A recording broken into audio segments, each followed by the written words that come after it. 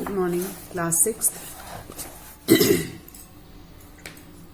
We are continuing this lesson number verbs and its kinds. We started this on third and 4th was a holiday and 5th I took your Zoom meeting. So today we are again here to continue with the remaining part of the lesson. I hope all of you have understood this part. So we will start from here. So we were discussing about the verbs and its kinds, and I told you that there are main verbs. These are the action words. Then there are being words, and then there are having words. So we were discussing about these three types of verbs. So I told you to make the chart, flowing chart like this: doing verbs, being verb, and having verb. So after that you have to write the definition also and give the examples also. This. Okay, we have already done this. I was just recapitulating it. So we have all done this. We have all discussed this. We have done this also, auxiliary and this modal and lexical verbs. And I told you that auxiliary verbs are also known as the helping verb. And modal verbs, I told you that these are these types of can, could, may, must, should, will, would, etc. Okay. And then we came to the lexical verb. Lexical verb is also known as the full or the main verb. That is, she wants some sugar in her tea. Means this is the main verb. Means this is the lexical verb here. Here wants is the lexical verb which conveys the complete meaning and does not depend upon any other verb in the sentence to complete its meaning. So now we come to the verb forms. We completed up till here, and we will now start from this verb forms. Today is 6th of November and Friday, and we are going to start from this part. Remaining part we will finish today. So as you all know that you might have read the notice in your class groups that your schools are going to open and your exams will start from the 3rd week of November. So my advice is to whatever the syllabus is being covered. So you please keep on revising means don't leave it up till the 11th hour. आपको साथ ही साथ उसे revise करते रहना चाहिए. ठीक है? So start revising your work, learn it, then let it show it in the written to your mother or your tuition teacher, whatever, wherever you go. I mean to say that आपको लिख के याद करना है तो आपको ज़्यादा अच्छे से याद होगा. लर्न कीजिए, फिर आप उसे लिख के देखिए, या मम्मी को दिखाइए या अपने ब्रदर सिस्टर को दिखाइए. She will check. Okay, so you will memorise it in a better way अगर आप लर्न करके उसे लिख के देखते हैं. So let's come to this part. On the basis of verb forms, verbs can be classified into regular and irregular verbs. So you have to make this flowing chart like this only. You will write like this topic. ये आपने सारा lesson जैसे मैंने आपको समझाया है, whatever I have told you to write this, give these 5 examples I told you, yes. And then I told you to make this flow chart and then the definition and example of each type. And then you come to this part. Now you will write the verb forms and you will make a flow chart like this. And you will write the regular verbs here and irregular verbs here. Regular verbs. What are regular verbs? The verbs that forms its past V2 and past participle V3 by just adding ed or t to its root form. That is V1 means verb 1. Verb की first form is known as the regular verb. Now just see the examples here. Work. This is V1 base form उसकी. And V2. This is V2 and इसमें क्या लगा हमारे ed लग गया. ठीक है ना? And V3 almost same होती है. Almost 80% V2 and V3 are almost same, but sometimes there is a difference. Now here with the learn, learned भी बोलते हैं हम और learned भी बोलते हैं, but ये word ज़्यादा यूज होता है. Learned, past tense, learned. Participle also. Clear? Spend, spent, spent. Either T. it will end with the T. So you will make an yeah, we were here, work, worked, worked, learn, learned, learned. Means इसमें हमने we can use T also in the end or ED also in the end. Spend, spent, spent. Here also the T is used at the end. Call, called, called. ED, ED, ED, ED. Here T. Slept. Brought, bring, brought, brought. So you have to learn these by heart. Irregular verbs कौन से होते हैं बच्चे? The verb that forms its past means V2 and V3 means past participle in an independent way is known as irregular. Irregular बच्चे जिनकी तीनों forms differ होती हैं. ये base form है V1 and here just see the V2 8. Third different एकदम eaten. So they have an independent way in V2 and V3.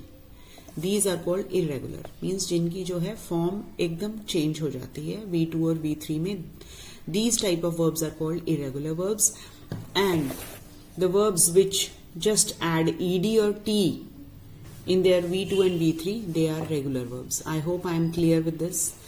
Jin words के पीछे ed और t लगता है वो regular verbs होते हैं, और जिनकी V2 और V3 में इंडिपेंडेंट फॉर्म बन जाती है, एकदम डिफरेंट फॉर्म बन जाती है, वो इरेगुलर वर्ब्स होते हैं. I hope now I am clear.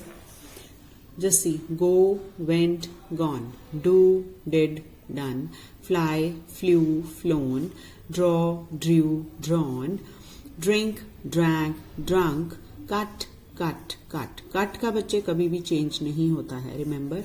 Cost का भी नहीं होता है, हिट का भी नहीं होता है. So I will send you the images of regular and irregular verbs. I will send you the images and you have to write it down in your notebooks. I will send you the images from the different, I have the grammar books, and you will write down in your notebooks. Is it clear to all of you? Because these are very less and I want to give you some extra ones. Fine?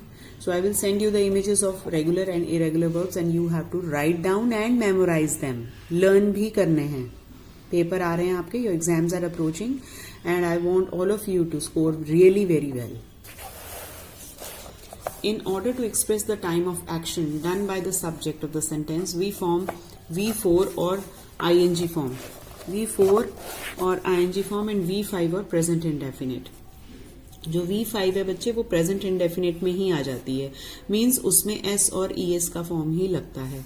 So we will study about in detail in the chapter of tenses. तो in the coming chapters you have one chapter with the verb tenses. In that they will discuss in detail, but somehow here only it is in the brief that you should know about that, because whatever verb is used in the sentence, now it tells you about the time of the action. Obviously, if it is in the present indefinite form, that means the action is done in the present. And if it is in the past tense form, so definitely you will know that some action has happened in the past. So the forms of verbs express the time of action. Just see, go, going, goes. Now here go means गया, जाता है. Going जा रहा है. Goes daily जाता है ना, जाता है. ये जाता है, go, जाओ. Going जा रहा है means ऐसे eat, खाओ, खा रहा है, खाता है. ये आ गई पास्ट इंडेफिनिट टेंस. ये आ गई आपकी वी फॉर्म, बेस फॉर्म होती है ये. स्टडी, पढ़ रहा है, पढ़ता है. क्लियर? अब आ जाइए subject verb agreement. Now what is this subject verb agreement? आपको कुछ इसके टॉपिक से समझ आया? सब्जेक्ट क्या होता है हमारा सेंटेंस में? About the one who is the doer और about whom we are talking in the sentence. Verb क्या होता है हमारा? Action word. तो इसमें हमारा सबसे इंपॉर्टेंट होता है सब्जेक्ट और वर्ब का एग्रीमेंट होना चाहिए. मीन्स वो एग्री होने चाहिए एक दूसरे से. Now how it is, we will read about it and read the examples, it will be clear to you. The subject of the sentence may be singular or plural. ये तो आपको समझ आ गया कि जो सब्जेक्ट होता है वो सिंगुलर में भी हो सकता है और प्लूरल में भी हो सकता है. If the subject is pronoun, और अगर प्रोनाउन है जैसे ही, शी, इट, दे कुछ लगा हुआ है, इट में belong to the first, second और थर्ड पर्सन. तो उसमें आपको मालूम है प्रोनाउंस यू हैव रेड कि उसमें फर्स्ट पर्सन होता है, सेकेंड पर्सन और थर्ड पर्सन होता है. The verb in the sentence must agree with the subject. So जो वर्ब होता है ना सेंटेंस का, वो उसको सब्जेक्ट के साथ एग्री होना बहुत जरूरी होता है, नहीं तो आपका फॉर्म ऑफ सेंटेंस रॉन्ग है. Is it clear? वर्ब का सब्जेक्ट के साथ एग्री होना बहुत इंपॉर्टेंट होता है, नहीं तो आपका सेंटेंस ग्रामेटिकली रॉन्ग है. Subject in number and person. अब देखेंगे हम आगे. We will read the examples and you will come to know that how the subject verb agreement works. If the subject is singular, अगर singular है subject means we are talking about one person. ठीक है. The verb must be singular. तो अगर subject singular है तो verb भी क्या होना चाहिए? Verb should also be the singular. And if the subject is plural, the verb must also be plural. Got it? Means अगर सब्जेक्ट एक है तो हमारा वर्ब भी सिंगुलर होना चाहिए. अगर हमारा सब्जेक्ट प्लूरल है तो हमारा वर्ब भी प्लूरल होना चाहिए. समझ आ गया आपको? Singular singular, plural plural means it should agree. And if the subject is pronoun, the verb must agree with the person of the pronoun. तो अगर हमारा उसमें प्रोनाउन यूज हुआ है तो वो उसके फर्स्ट, सेकेंड या थर्ड पर्सन से एग्री होना चाहिए. ऐसा नहीं कि आप किसी भी प्रोनाउन के साथ कोई भी वर्ब लगा सकते हैं. No. Rule number 1. So start writing. Verb forms हो गई, मैं आपको अलग भेजूंगी. उसके बाद आप यहाँ पे लिखिए सब्जेक्ट वर्ब एग्रीमेंट, इसकी आप डेफिनेशन लिखिए and start writing the rules. Rule number 1 लिखिए. When two subjects are joined by and, जब दो सब्जेक्ट्स हमारे एंड से ज्वाइन हो रहे हैं और वर्ब क्या है हमारा? प्लूरल है. उस वक्त हमारा वर्ब क्या होता है? प्लूरल होता है, जब दो सब्जेक्ट्स को हमने एंड के साथ ज्वाइन किया है. जैसे my friend and his father. My friend and his father, दो सब्जेक्ट्स हो गए ना. ऑफन गो अब्रॉड, तो गो हमेशा प्लूरल्स के साथ लगता है, गोज लगता है सिंगल के साथ. तो यहां पे आएगा गो, मीन्स ये प्लूरल. अगर हमारे दो सब्जेक्ट्स हैं एंड के साथ ज्वाइन हुए हैं तो हमारा वर्ब क्या होगा? प्लूरल. सना एंड सोनाली, दो सब्जेक्ट्स, आर, इज नहीं आएगा. Sana and Sonali are twins, means these two sentences are correct because in this subject is agreeing with the verb. Subject जो है वर्ब के साथ एग्री करता है. ये हमारे दो सब्जेक्ट्स हुए और ये हमारा वर्ब हुआ, तो हमारा ये इससे एग्री कर रहा है. क्योंकि दो subjects, when we two subjects are joined with by and, so we always use the verb plural. So here the verb is used as plural. Second rule लिखिए. When two singular nouns joined by and refer to the same person. अब क्या है? Two singular nouns हैं और वो join हो रहे हैं and से, उनके बीच में and लगा हुआ है. To the same person or a thing. पर वो रेफर क्या कर रहे हैं? एक ही पर्सन को या एक ही थिंग को रेफर कर रहे हैं दो सिंगुलर नाउन्स एंड उनमें एडेड है, but they are referring to the same person. फिर वर्ब क्या होगा हमारा? सिंगुलर होगा, प्लूरल नहीं होगा, क्योंकि यहां टू डिफरेंट सब्जेक्ट्स हैं. यहां पे हैं टू डिफरेंट सिंगुलर नाउन्स, पर वो एक ही पर्सन या एक ही थिंग को रेफर करते हैं. The secretary and treasure means यहां पे भी द नहीं लगा है ना, दो अलग अलग नहीं लिखे हमने. The secretary and the treasure means ये एक ही चीज के बारे में बात कर. The secretary and the treasure means one and one. Secretary and the treasure, तो यहां पे हमारा जो वर्ब है वो सिंगुलर फॉर्म में आएगा. The district magistrate and collector means we are talking about as a one. The district magistrate and the collector, we are talking about the same person. Is verb आएगा is, क्योंकि we are talking about the same person or a thing. Same person और thing के बारे में जब बात करते हैं तो हमारा वर्ब क्या है, सिंगुलर लगेगा। आर्टिकल द जो होता है ना बच्चे, it is used only once when the two nouns refer to the same person. अब यहाँ पे देखिए टू टाइम्स द नहीं लगा, सिर्फ यहाँ स्टार्टिंग में द लगा है ना, क्यों?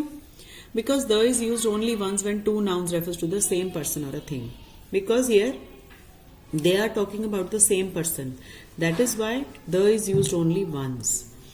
If the two nouns refer to two different persons or things, and if यहाँ पे the ones only इसलिए लगा है क्योंकि they are talking about the same person, one thing.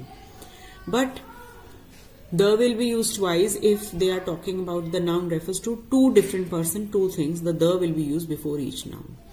अगर हम दो चीजों के बारे में या दो पर्सन्स के बारे में बात कर रहे हैं तो वहां पे हर नाउन से पहले हमारा द लगेगा और उसमें वर्ब भी हमारा क्या होगा, plural.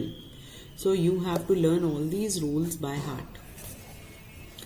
The secretary, the president, two different nouns हैं ये बच्चे, इसलिए इनके आगे, दोनों के आगे द लगा है, तो यहां पे हमारा वर्ब क्या होगा, plural. Clear? The secretary and the president have been giving warm welcome to the guests. The district magistrate, the superintendent of police are, हमारा प्लूरल में आर, वर्ब क्या लगेगा, प्लूरल फॉर्म में, क्योंकि we are talking about two. So when we are talking about two तो हमारा plural लगेगा verb भी। But when we are referring to the same person और a thing and it is joined by the and, so our verb will be in the singular form. But here we are talking about two different things or two different persons, so the verb will be in the plural form.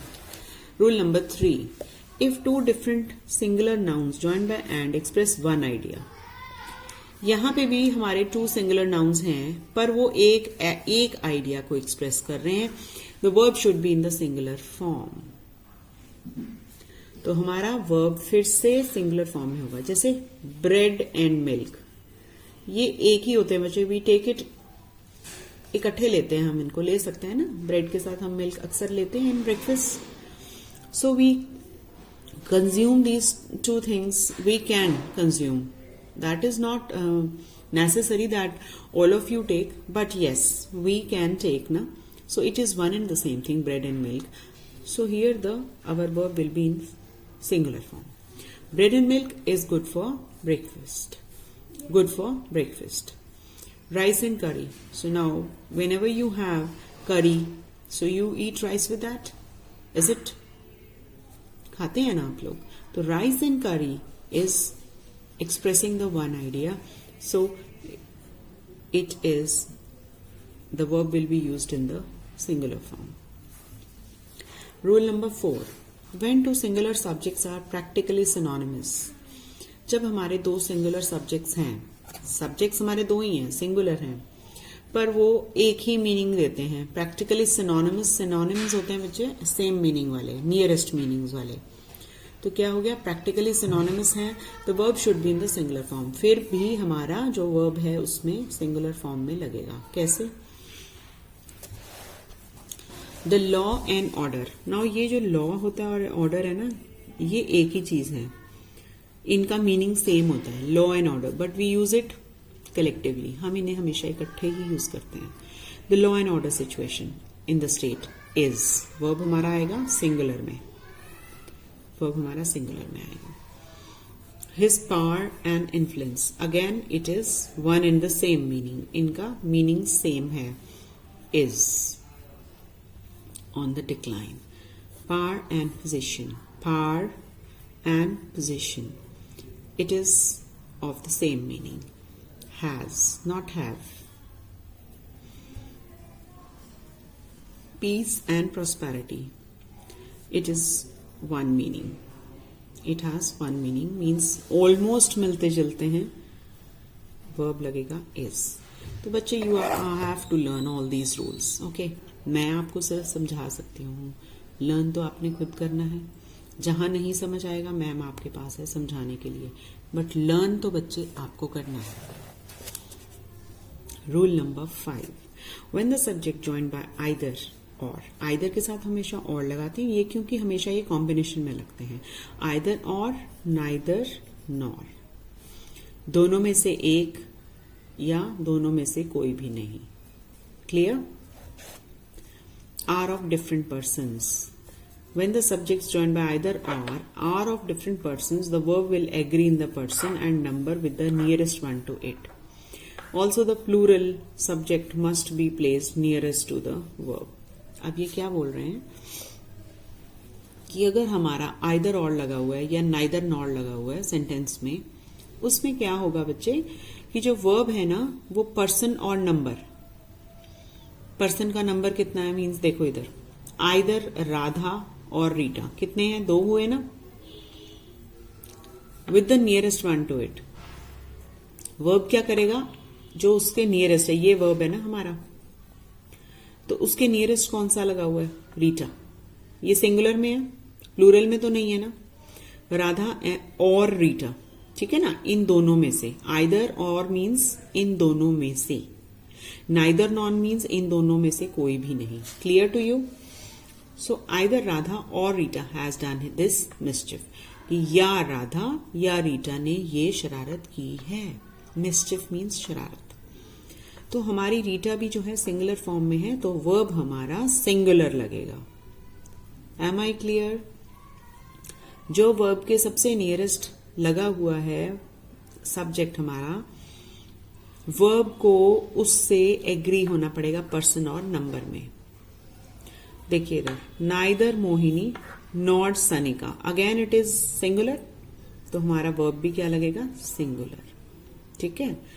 Either the chief minister और the cabinet ministers. अब यहां पे क्या आ गया, S लगा ना, यहां ये प्लूरल में आ गया, यहां ये सिंगुलर था बट यहां ये प्लूरल में आया. चीफ मिनिस्टर्स, तो क्या लगेगा, आर.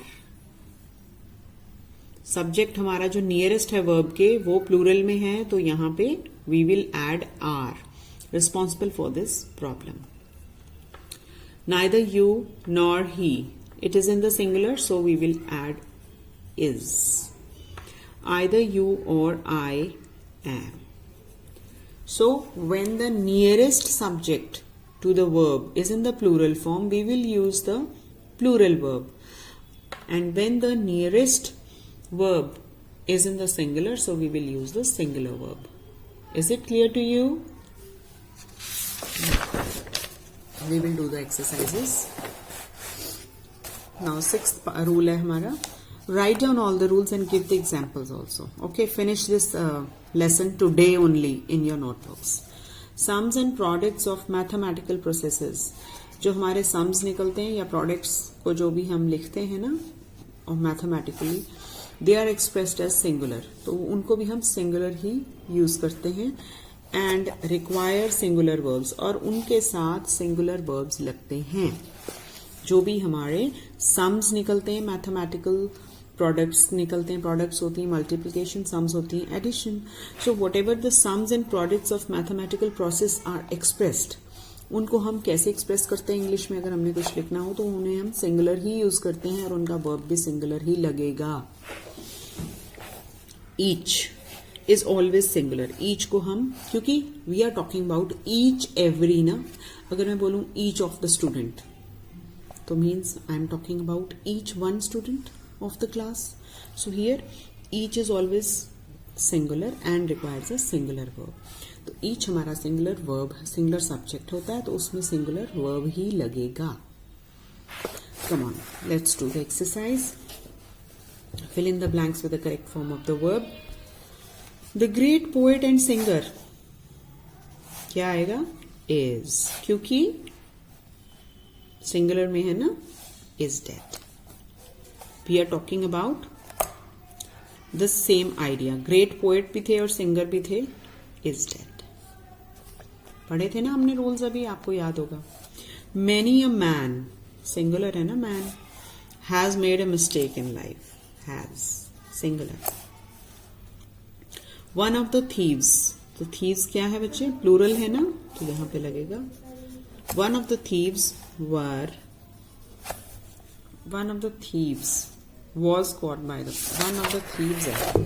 एक minute, there is some confusion.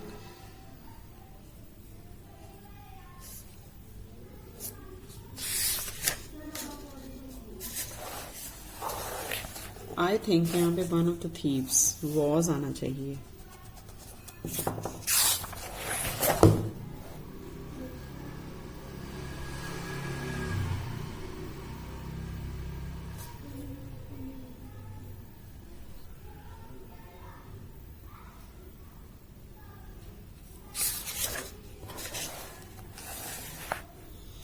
Here was singular लगेगा बच्चे सब्जेक्ट. 2 and 2 makes, यहाँ प्लूरल लगेगा बच्चे. He and I am नहीं are. He and I are great friends because we have 2 subjects. Subjects तो यहाँ पे भी हैं, but there are the rules to follow. The doctor and the politician have come means these are 2 people and the is used at every before every noun.